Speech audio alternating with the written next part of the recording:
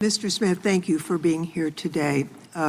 Earlier the chairman spent a lot of time talking about Cassidy Hutchinson, who we know was just one of many witnesses. It's important to note that there was testimony that she was told something by Mr. Ornato, not that she had personal knowledge. And of course, Mr. Ornato was of very questionable veracity.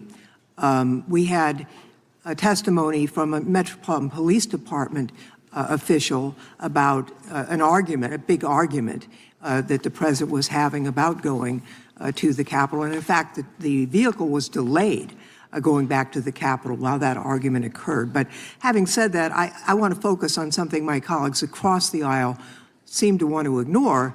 The fact that your investigation into President Trump's attempt to overturn the 2020 election was built on testimony from members of the Republican Party. In fact, last week, the New York Times published grand jury transcripts from Georgia that show the same pattern in Trump's Georgia criminal case. Georgia's Republican Attorney General Chris Carr testified that he told, quote, and this is a quote, "We're just not seeing the things that you are seeing." And the late Georgia House Speaker David Ralston, also a Republican, testified that Trump's fake elector scheme was, quote, "the craziest thing I've heard." And then there's Senator Lindsey Graham, one of the president's closest allies. In his secret grand jury testimony, Senator Graham told the jurors, quote, "I have told him more times than we can count that he fell short," unquote. And then he said this, quote, "If you told him Martians came and stole votes, he'd be inclined to believe it."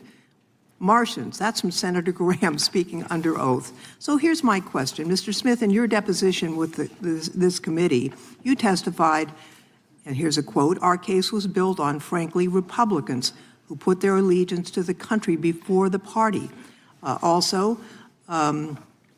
That the president's closest allies are telling him that his claims of election fraud are wrong. And so I'm just wondering, can you explain what you meant in your deposition, that it was Republicans who were putting their allegiance to their country ahead of their party? Yes. There were witnesses who I felt would be very strong witnesses, including, for example, the Secretary of State in Georgia, who told Donald Trump the truth, told him things that he did not want to hear, and put him on notice that what he was saying was false. These were people who knew how the elections were conducted in these states, and I believe that witnesses of that nature, witnesses who are willing to tell the truth, even if it's going to impose a cost on them in their lives, my experience as a prosecutor over 30 years is that witnesses like that are very credible, and that jurors tend to believe witnesses like that because they pay a cost for telling the truth. In terms of the grand jury testimony that's now been released, the fact that Donald Trump, according to Senator Graham, would believe that Martians stole the election, what does that tell you about Trump's state of mind?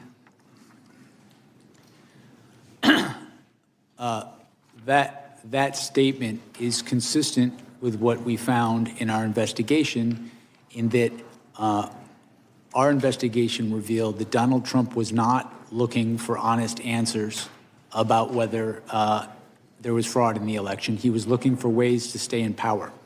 And when people told him things that conflicted with him staying in power, he rejected them, or he chose not even to contact people like that who would know if the election was done properly in the state. On the other hand, when individuals would say things that would allow him to stay in power, no matter how fantastical, he would latch onto those. That pattern, over time, we felt was powerful evidence that he, in fact, knew that the fraud claims he was making were false. You know, who were some of the Republican witnesses who told you that who told President Trump that his claims of election fraud were false? Can you share that with us? There were a range of witnesses. They ranged from people on his campaign team who had wanted him to win, were employed to help him win the election. They included state officials, state Republican officials, who wanted him to win, voted for him, campaigned for him, asked him and his co-conspirators to provide evidence to support their claims, and invariably they never did. It included officials, advisors, people he worked with in the White House who he relied upon for important decisions and who he trusted in other contexts. We felt we had strong evidence from a variety of sources. Time of the gentlelady has expired. Ms. Chairman, with my fellow Californian, you were allowing the witness Yeah, it's a to good answer. question. Isn't that grounds to let him answer? I've given him 30 seconds extra, the gentlelady 30 seconds extra. If the gentleman can be concise and finish up here quickly, we will allow him to finish. Yes, sir.